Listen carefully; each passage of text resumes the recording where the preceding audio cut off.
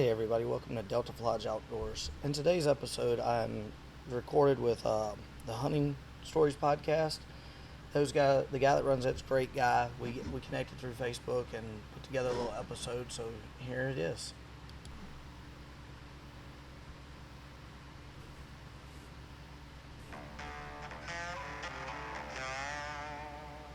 Howdy, folks. Welcome to the Hunting Stories podcast. I'm your host, Michael, and as usual, we got a good one for you today. Today, we're actually connecting with Julius Craig. Julius and I connected on Facebook, actually, and I'm glad we did because I've been hearing from a lot of my listeners that we need to get more guys to whitetail and eastern kind of hunting.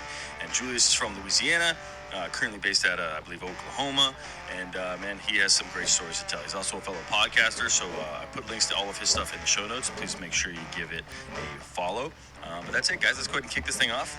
Let Julius tell you some of his stories. Thank you. All right, Julius, welcome to the Hunting Stories podcast, brother. How are you? I'm good. How are you today? I'm doing well, man. I'm doing better than you, I think, right? You got pulled over on your way to chat with me today. Yeah, I'm on my job site, and I was going to a section where I could sit and talk through lunch here, and we had a high-speed chase with of about 5 miles an hour down a alleyway for a mile, and I didn't know he was even back there. So, yeah, I'm on my job site. I'm like, hey, man, I'm the superintendent for this job. Like, I'm technically on my job. Yeah, well, it's click or ticket month. I'm like, okay, cool. So there you go. Well, we'll start a GoFund or something for you to pay for that ticket. Maybe get you started on an OnlyFans so you can get a little extra cash to pay for that ticket. How's that sound? Yeah, we can show them feet. So. Well, cool, man. Well, why don't we kick this thing off right, Julius? Why don't you introduce yourself real quick to the folks today so they know who they're hearing some stories from today, man? My name is Julius Craig. I actually do a podcast called Delta Fludge Outdoors. Started a company in 2011-ish called Delta Fludge Outdoors. I actually sat down with a buddy of mine and developed my own form of a deer feed / attractant. And being from South Louisiana, we actually named it Cajun Blend. And and that's how the Delta Fludge, and we spelled the Fludge F-L-A-U-G, just to throw the U in there because, everything in Louisiana has extra letters in it. And, absolutely. It was one of those things we were sitting there, and I'm like, well, dude, it's a few beers involved. I'm like, it's not that hard to develop a deer feed. And I went about it, and it took me about 4 to 6 months to get it the way I wanted it. And we started using it all the time, and I've had it in stores and stuff down there. Then I went through a divorce, and that set me back on a bunch of stuff, and I kind of got out of hunting and everything for a few years. Then started getting back into it years back, probably, it's 2024. I started heavy hunting again probably 2018. I quit from 14 to... I quit from 2013, 14 area to 18, but I still did some of my developing with my feeds and stuff. Then when I jumped back into it in 18, we started a YouTube channel and developing some more feeds. I'd actually been working on different blends, as we call them, and I have probably about 10 to 12 prototypes that I've used extensively. So some of my OG staff, like my original pro staff guys. And then I dived into doing podcasts because, I like hearing stories. I like talking to people. And it's a good way to do it. And absolutely. A little background of what I did and what we had in mind and what we did. And then it just, I still, one of the guys that originally started with me, Steven, we still talk all the time. He's still down in South Louisiana. I'm in Oklahoma. He was like, when we first put it together, I'm like, so we're going to be business partners on this, right? He's like, hell no, that's work. I'm just here to use it and help you when you need it. He's like, I'm not going to And I was like, oh, okay. And so we went from there, then had some pro staff guys, and one of them was on my podcast a few weeks ago, Brant. And just, that's the background of DFO in a nutshell. And then the podcast, doing, like I said, same as yours, I kind of like to catch up and bullshit with people and get an outsider's look at stuff. Because, I've had some guys on mine. I've had Danny Infall, John Eberhardt. Then in the fishing world, I've had KJ Quinn, Bass Elite. I've had John Soak up for the Bass Elite. So you get to hear some pretty cool stories from guys that are above our level in the aspect of hunting and fishing. And yeah. And that's awesome. So diving into, like we talked about some hunting stories. Probably my favorite was my youngest son. One of my favorites has happened the last couple of years. I have two sons and a daughter. They're 11, 9, and 3. So my 11-year-old, my oldest, he's really not a deer hunter. He'll go fish with you and everything, but he's not an early morning person. He's definitely not gonna weather any conditions to go out there and deer hunt. Okay, sounds just like a kid. Oh, my 9-year-old is a diehard. He's been that way since he was big enough to go. And when he was 5 or 6, we were in a ground blind together in our place in North Louisiana, and the rifle snapped on him. Like, he had a 6-point at like 25 yards, and it just snapped. I'm thinking to myself, oh shit, did I load it? And I check it, and it's loaded, but the bullet just wasn't any good. And oh no. That cost him his first deer. It would have been it was like a 6-point at 5 or 6 years old, 25 yards. And then when we moved to Oklahoma, August of 22, that season, he was actually able to kill a deer, and he's like, I don't count it, because we live in a gated community, and everybody around there would feed the deer. The front 8 houses fed the deer, the back 4 houses shot the deer. You shot somebody's pet. Well, we were in a rental and everything, and so we were just, and I'm like, I asked all my neighbors, I'm like, hey, y'all, what do y'all do with the deer? And they're like, oh, we shoot them. One of my neighbors killed a 145, 150 inch 8-point in between our houses. Oh my goodness. And where he's at, I can't shoot, but he's able to shoot him with his crossbow from where he was at, and I couldn't with mine. And I'm laughing because he was like dead between us. And so, in a gated community and everything, so that was pretty cool. But so we were like I said, deer season on December 23rd, actually, the day before Christmas Eve of 22. Snow on the ground, and we were so sorry about that. We were no problem. Up, and I walked through my bedroom and looked, and there's like 7 deer in the backyard. So I go out back into the master part, and I tell my oldest son, I'm like, hey, you want to go shoot a deer? And he's like, nah, I'm good. So I asked my youngest one, you want to shoot one with the crossbow? And he's never shot a crossbow. He's like, sure. So we go upstairs, open the sliding door, step out on the balcony, and he kills like a 130-pound doe. She runs like 20 yards, perfect shot and everything. And I was way more excited than I think he ever than he got. From inside the house, right? No, we were up balcony. We went outside. Okay. And yeah, my neighbor shot his from the kitchen window. It was freaking hilarious. That's too funny, man. Oh, it shoots the deer, and I'm like, dude, really? So so my son shot that one. Then we bought a place. We closed on our place over in East Oklahoma in March of this past year of 2023, and it's actually, the location is sorry, I got way too many phones in here. I've got you on one, and then I've got 2 other phones that just rang. I apologize for that. No problem. The location where I bought is actually next door to an old high fence that got messed up in the 2012 snowstorm, winter storm, and all the year. So they didn't put the fence back up in the back, so it just has 3 sides now. So we have really cool genetics around there now. And we hunted. The opening, we went this year, opening of youth, and at 50 yards, we had a doe come in, and she busted us because I had my youngest son with me. And we're in a little set up on the ground, like a ground blind. And I'm like, hold still, you're moving. He's like, I'm not moving. He looked like a bobblehead doll. He was shaking so bad. And so excited. I'm like, that's what it's about. I get more out of seeing them than I get from shooting one. And then fast forward, I killed one at the day after Thanksgiving. I killed a mid 120s, probably 11-point. And then a couple evenings later, him and I went, and we were literally sitting on our ground with our back up against a brick. Big rocks and everything. And we had some come out, and we have some really massive deer on the place. And I'm like, he's like, Dad, can I shoot? I said, it's clearly up to you. So I'm like, it's your hunt. You shoot if you want to. He's 9. The deer's at 50 yards. It works its way literally into 20 feet before it realizes we're not rocks against these rocks. Blows at us, runs back out to 50 yards, and he's got the gun up on a bipod. I'm waiting.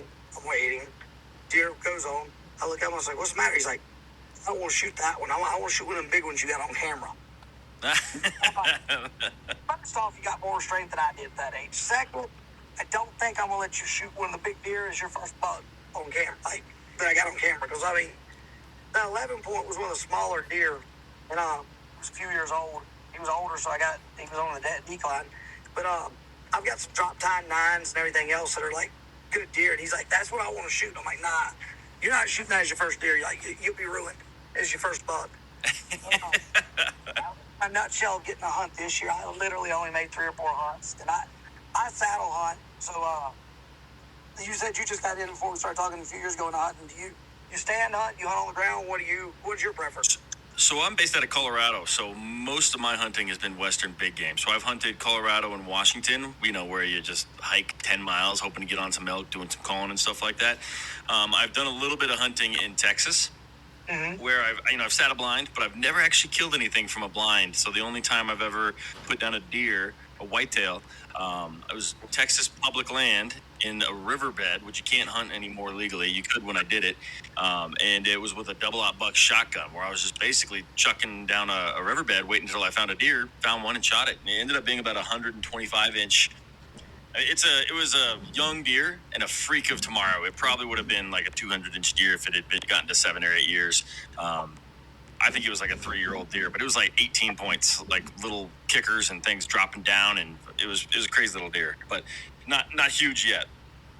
Okay, so and that was that's what I think. I like originally being from South Louisiana. We hunt I don't know how familiar you are with like pine sapling thickets and everything, and pine thickets because they grow pine. So like when I moved to Oklahoma, like so I'm used to hunting either pines or swampy marshland. Like got it. So. You what you do on that, like if you're gonna go hunt, you're hunting that, you find a transition from where it's like big pines to small pines, or big pines to like a clear cut. You catch them going from one to the other, and so you're in a tree, all the time.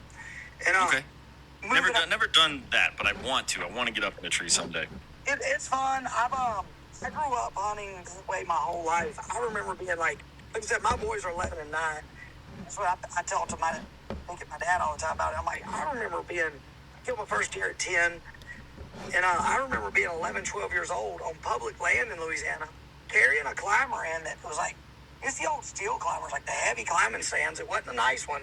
It was like homemade, like 4-pound climber, and I'm like 12 years old lugging it in. And he would go there and he'd be like, all right, we'll climb this tree. So I'd climb the tree with him standing there, get about 10, 12 feet, like, stay right there. And he would go home. I'd be like 12 years old. Be like, don't get out of the tree till I come get you. That might be, we'd go in before daylight. He might come get me around lunch, or like when at 3 in the evening, he'd come get me dropped off. Yeah. And it was like, I'm like, man, or he'd be like, go in with the sun at your back and don't come out until it's this, where I knew which way to go. And I'm like, Jesus Christ, like, I don't know, like, if I tried that with my kids nowadays, they'd be so freaking lost, like, Like, never mind, some neighbor would probably send you off to Child Protective Services, right? Yeah, Can't do that stuff anymore. No, and it's like, so I've hunted climbers my whole life, and about 3 years ago, I switched to saddle hunting. I had a buddy of mine that did it, and I went and shot a YouTube video with him because I'd never really been around them, and I'm like, dude, that looks much easier and like a lot safer. And started using one, and I actually got my youngest son one for Christmas this year because he's like, I want one. So I got custom gear modifications. If like check them out, they have some really cool stuff. Like my 9-year-old, like 65-pound son, they have a saddle that fits him. Oh, cool. Yeah. And they're veteran owned and everything. Like great company. I'm not sponsored by them. I have nothing to do with them other than I've done some business with them, and I'd recommend anybody to do business with them. They're great people to deal with, and talk to. And so then they make, and their pricing isn't bad. They make all kinds of saddles from kids to adults. They had some the other day that they had made for a show that they didn't go to, and it was like 20 or 30 of them, and they were selling them for the show price of like $160. And that comes with your lineman's belt, your tether, and everything. You can't beat that. And so like they're good priced, good product, American made. if you check them out if you're ever into getting, they're made in Tennessee if you're into getting one. But he switched to that this year, which is really cool. He got to start using it a few weeks ago practice, and he's like, I'm planning on either a Nebraska or Missouri hunt this year. And he's like, Dad, am I going? I'm like, oh buddy, you're too small right now. You got to be able to pull your bow back at this poundage. So he's been climbing and shooting. He's practiced. I'm like, you got a year or two before you're ready to go. But I think my favorite part of the outdoors is, in hunting especially, is like being around the other people, like seeing other people kill. And it's like we camped every weekend and went and hunted a lot of public land. My dad is one of them, like, we're planning a big hunt in October, myself, my dad, and probably 4 or 5 of our friends and everything. And it's like, it'll be probably the first week of October, we'll spend a week. And it's like, my dad's like, oh, well, we're going to cook, we're going to do this. He's one of them, like, just because he's camping doesn't mean you're not going to eat good. Like, he's going to throw down, like, jambalaya and smothered potatoes, grill some steaks. Yeah. It's going to be a home-cooked meal. That's amazing. Like, one of the guys that first year he hunted with us, he's like, y'all don't do sandwiches? My dad's like, we don't even do sandwiches for lunch. Like, we going to cook enough that we got food.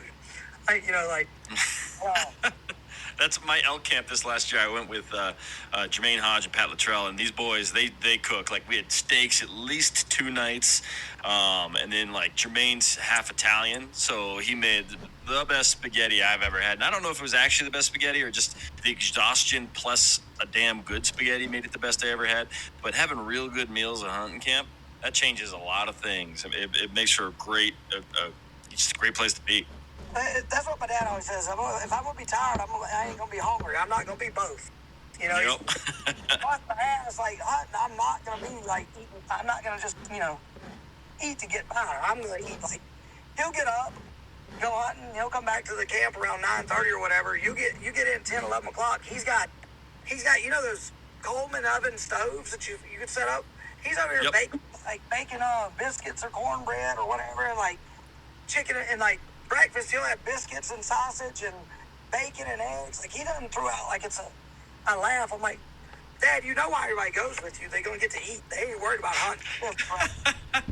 And we're putting together to go this year, and a couple of the boys like have never been off with us, so they're in for a surprise because like both of them like to eat and like everything. They're like, oh, I'm gonna bring my 5-gallon pot so we can cook this or that. And I'm like, you're gonna fit right in. My dad's gonna have a blast with you.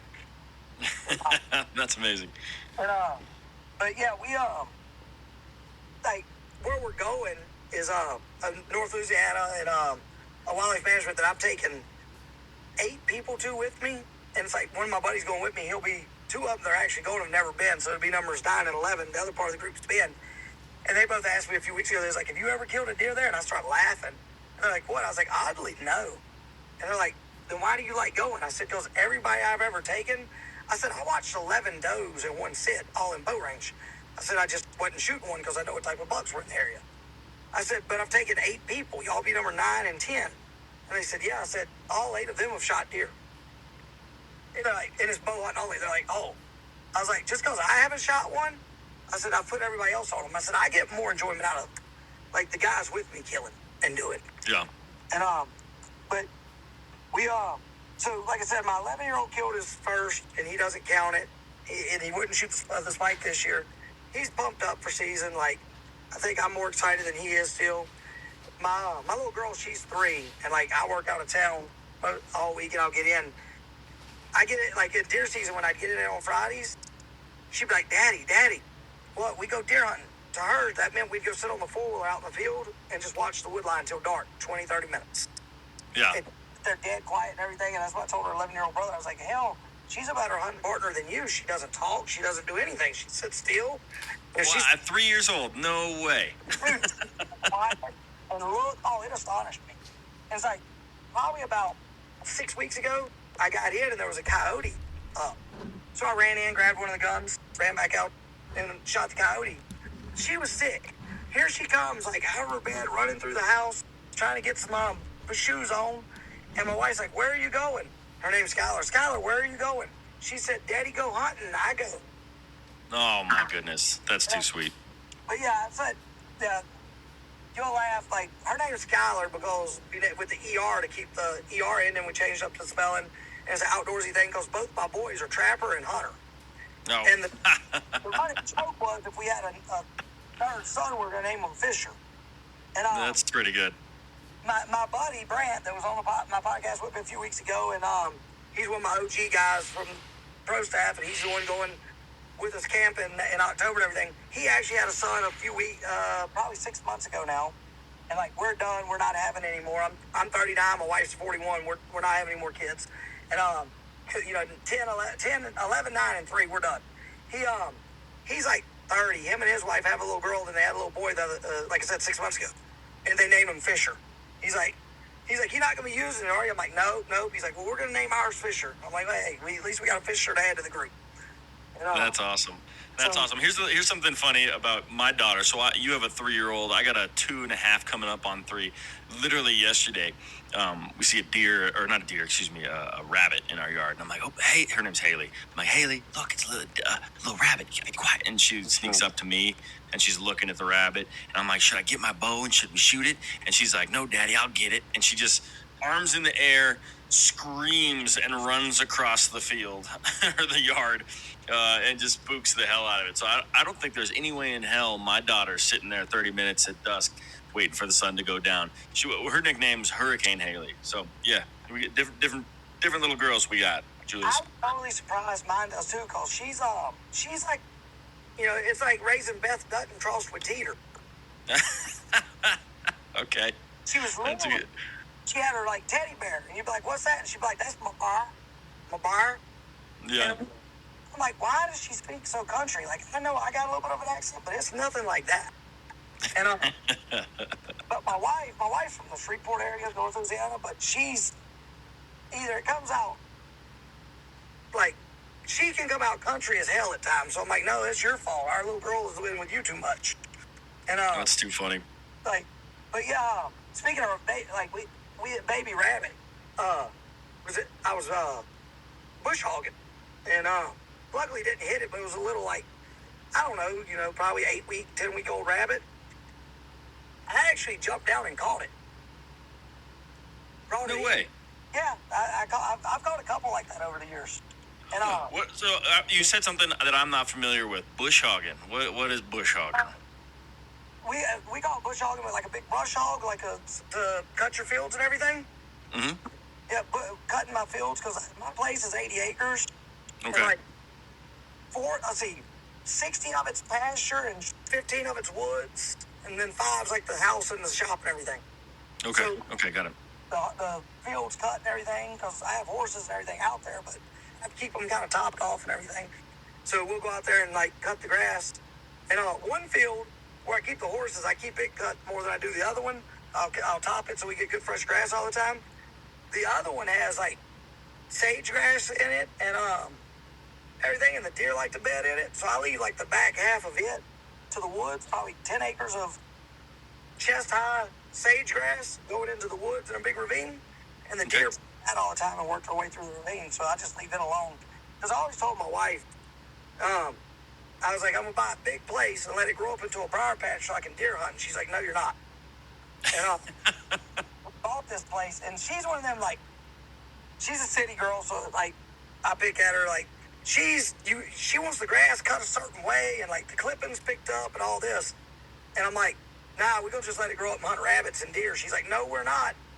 And I'm like, then you better start cutting grass because I'm out of town all the time. And that's a quick way to get what you want right there. Yeah, a few weeks ago, my mother-in-law and father-in-law was at the house. Like, oh, when did y'all get something? And I looked at her. I said, I don't know. She said, what do you mean you don't know? I said, I just visit here on the weekends. Like, it's like, I don't know where it come from. I wasn't here. Yeah. But yeah, we like you said before we started, you didn't start hunting about 8 years ago. I actually started hunting when I was probably 6, 7 years old, squirrel and rabbit hunting with my dad. Then I killed my first deer when I was 10, and after that I was hooked for a while. And I hunted from I was, up to I was 18, but about probably 11, 12 years old, we would hunt public land, but we were also in a hunting club in Mississippi. and we ran deer dogs. I don't know if you're familiar with that. Have you ever been around, like, in a lot of the northern states, they'll have what they call deer drives, where the people push the deer, and you have Yeah, I'm familiar with that, yeah. Sometimes with dogs, too, yeah. Well, yeah, they'll run deer dogs. You turn the dogs loose, and they run the deer, and you line the roads or the shooting lanes and shoot at the deer. And it's a big, controversial thing, depends on where you're at, if it's considered, sportsmanlike or whatever. Yeah. And my opinion of it, have you ever tried to shoot a deer that's running wide open and crossing a 12-foot path with a shotgun or a rifle? I have not, but I can imagine I'd learn pretty quick that it ain't that easy. They got a pretty good chance of getting across. Yep. And it's like, so it's like, I grew up doing that, and like I said, killing my first deer was, everybody talks about, you always remember your first deer. No matter the situation, you remember it. And I agree, killing my first one at 10, I can tell you what time it was, what the weather was like, and that's been almost 30 years ago. I can tell you everything about that morning. The first deer I killed in front of the dogs, I can tell you everything about it. Every other deer I've ever shot, I can, if I didn't have the date written down and what gun I shot it with and where, I couldn't tell you anything about it. Yeah. But I remember those two. Because it took me I was 2 years of deer hunting in front of the dogs before I ever killed one. I wounded several. I missed clean. And it was like, I would set a lot of the people's scopes that hunted with us, even at that age. I would set their scopes. They'd bring me their rifles.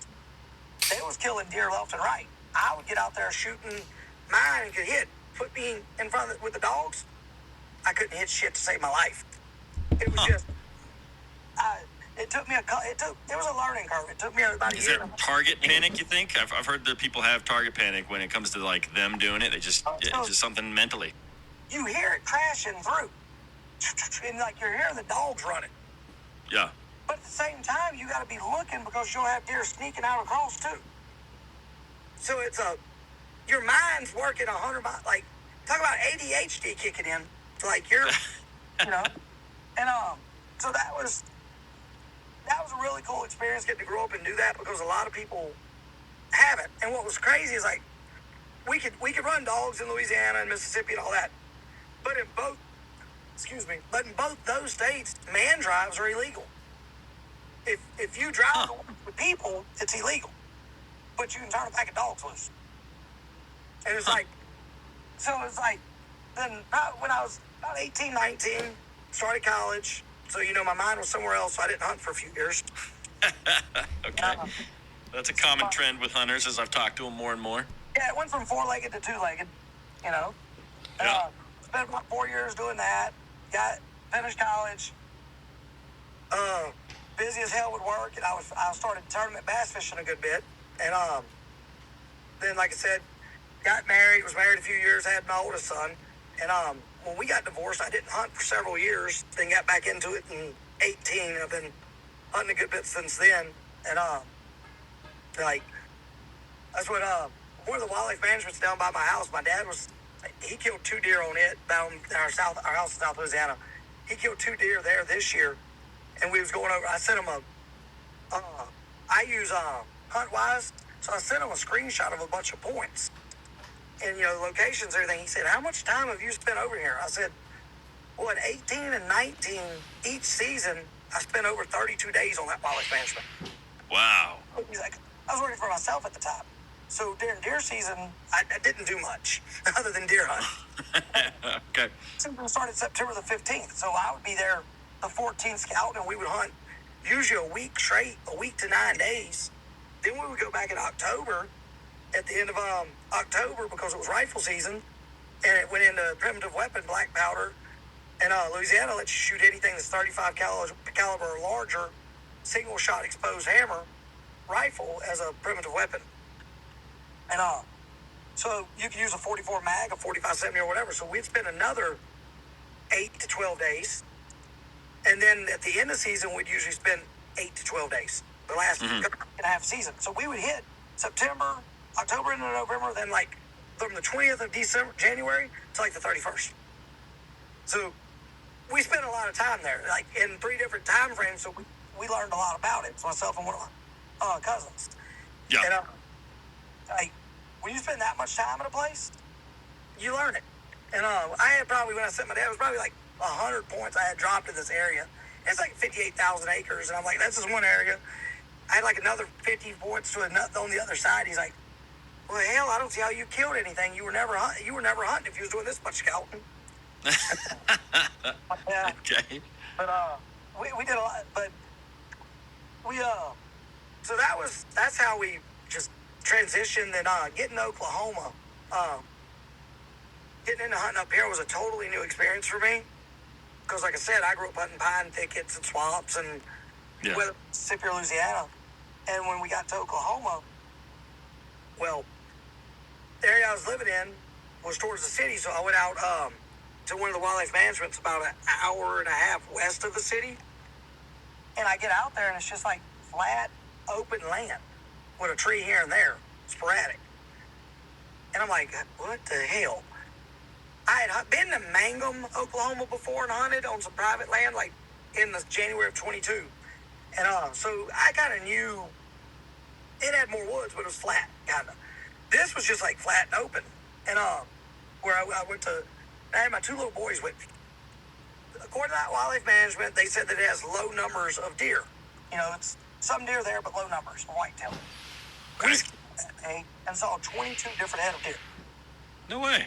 And they're like, and I'm like, well, if this is low fucking numbers, I'm excited. Right. So, hung a camera and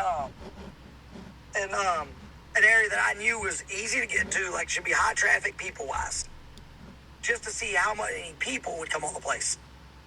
And I think in a year and I put it in September, put it in September of 22, and from then to like March of 23, I think it had 3 people on camera. And this was an area that like it was, you knew it was an old fence line with trees on it between 2 big flats with about 6 foot tall grass in them. Yeah. So you deer would travel, but it's a common area. Everybody's gonna go hunt, right? You know, there's no. I'm like, either nobody hunts this place, or they're like, oh, that's too obvious. We're not gonna go there. And I had a picture I actually sent to John Eberhart when I was doing my podcast with him a year in October of 23, and he's like, dude, that's like a 160-inch buck. I'm like, yeah, and it was on public land on that place, and just it was loaded with deer. I never made a hunt there. No way. And, so I was like, I need to hit it this year, early in season, but yeah, but that was my first experience, like really getting to like seeing what Oklahoma was like, because like it's a different style of hunting than what I grew up doing and understanding. Because you don't have, now where I'm at now is kind of like, they would call that like hill country hunting. It's hilly and ravines and everything. Well, where I'm from, you don't have that. Then you go west in Oklahoma, you definitely don't have more, like what I'm used to hunting. So that's what I told my dad. I was like, coming out here and hunting, I said, you got big woods in Louisiana and everything, like, and Mississippi and places, when you're hunting, Michigan's big about it, like hunting Michigan the same way. And from talking to guys, like the big woods, there's either, it's hard to, like, you got to locate deer to be able to hunt those. You're not just going to happen upon them. Like to be consistent. Well, it was like getting here, you can e-scout, then you look at when you go out there, topography and everything, and you can literally go set up and like the deer are gonna be there. It was like, I'm not gonna say it was easier, but it was a lot simpler to figure out than what, like take somebody that's never hunted that style. That's always just like, oh, somebody that's hunted nothing but flat land, like what I'm used to hunting now. And it's like, take them and put them in big woods, and they're gonna be like, what the hell? And like I was at first, and and that was what was cool to me, the learning curve behind it, because it's like I'm moving my truck. I better put my seatbelt on. That's a good point. Good point. We can't bookend this podcast with 2 tickets here. No. The first one was $20. If it's the same trooper, he might be a little pissed. So he'd be like, you didn't learn anything, did you? I was in a parking lot this time. Jeez. it's a learning curve at it, and I think that's what I enjoy the most. Like, I know I've kind of rambled, and like, I don't know if this is what you're looking for story wise, but it's kind of what I enjoy the most about hunting is the unpredictability of the predictability of it. Yeah. Like, it's predictable in a way, but at the same time, it's not. And you're like, what happened? Like, they're supposed to be. And,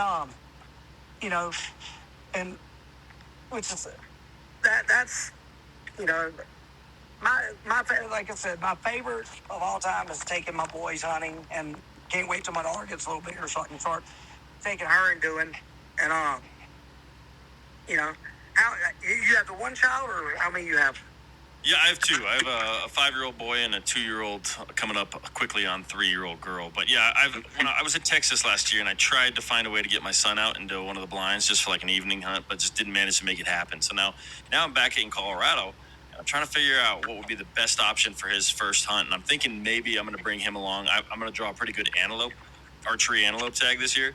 I'm thinking that'd be a good one because he can just hang out with my hunting buddy in the car and just laugh at Dad as I struggle through the cactuses and try and sneak up on an antelope. All right, I'm gonna get you to dive down a rabbit hole then. Colorado and the release of wolves. What's your take on it? Think it's gonna affect the wildlife like it's done? Of course.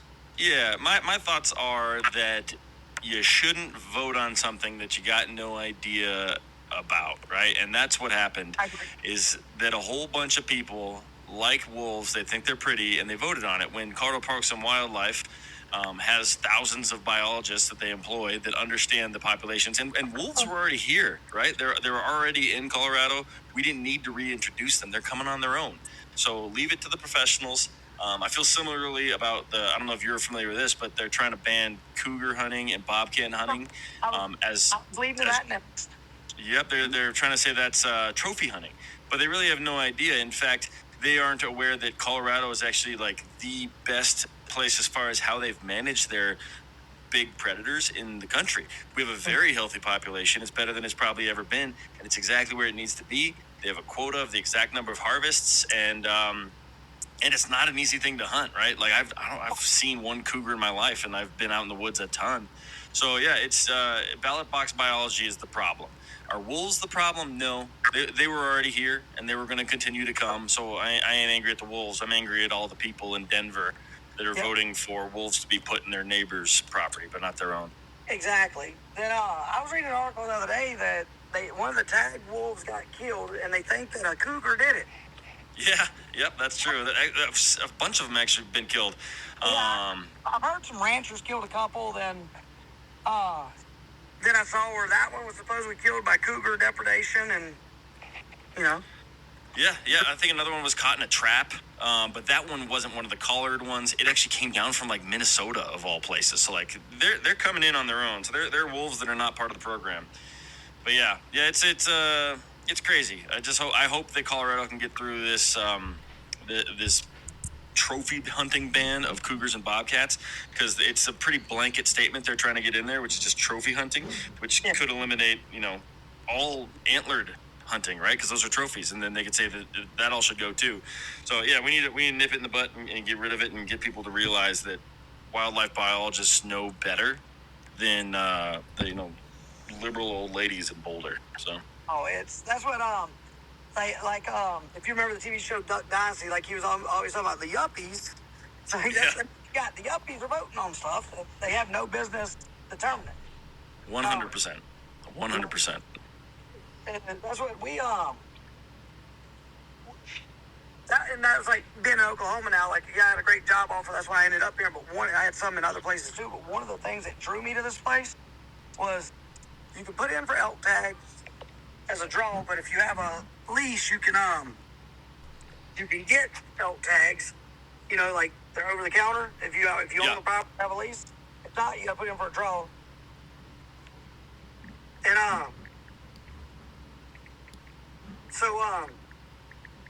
then you can hunt antelope up here. You can hunt whitetail, obviously. They have mule deer, and they're getting more and more deer out the panhandle. And then they also have, you can black bear hunt. So that was one of the things. I'm like, where else can I go and pick up those 5 tags in one given year? And have, Hell yeah, yeah. I did over-the-counter antelope in Colorado like 2 years ago, and I was basically hunting, 10 miles from the Oklahoma border. So then I saw some monster mule deers, and there's bighorn sheep, and there's all sorts of crazy stuff. I don't know if the sheep have gotten down to Oklahoma, but there's a lot of cool critters down in that area. Yeah, that we've seen. But if I told you where I was sitting right now, since you said you hunted about 10 miles from the Oklahoma line, you'd laugh. You know the little town called Diamond, Oklahoma? I never actually made it into Oklahoma, so I was hanging out near La Junta, and anyone's welcome to go try and hunt antelope out there. Good luck. We asked the warden any tips or tricks because we're archery hunting. She's like, yeah, don't archery hunt antelope. So it's a tough hunt, but it's still beautiful country. I'm about 60 miles east of New Mexico, maybe. Okay. And then Liberal, Kansas is 40 miles north of where I'm at. So I'm about an hour out of Colorado, probably. Okay, got it. Yeah, not far. I rode over the other day after work to one of the public lands just before you get into New Mexico, and saw 17, I think, or 18 antelope. Just, they know they got nothing to worry about right now, so they're just meandering about. But it was 18 of them, two different groups on public land, and so I was like, that might be something I'm interested in trying to come try out here. But I also know, talking to a bunch of the people out here, they look at antelope as like nuisance. Like people, like we look at wild hogs. So a lot of them, especially in bow season, I'll let you just come hunt on their place if you ask for permission. Because first off, they're like, good luck with a bow. Second, they're a nuisance. It's like, now rifle season, they'll charge you for it. A lot of times in bow season, they'll be like, yeah, have at it. Yeah, good luck. It's funny that you say that. My last episode with John Mulligan, Johnny Utah, he was talking about how he was, I don't remember what state he was in, but he was basically looking for antelope. And some old lady's like, what, are you casing my property? And he's like, nope, antelope, ma'am. I'm just waiting for them to come to public. And she goes, well, screw that. Get on my property and start killing them.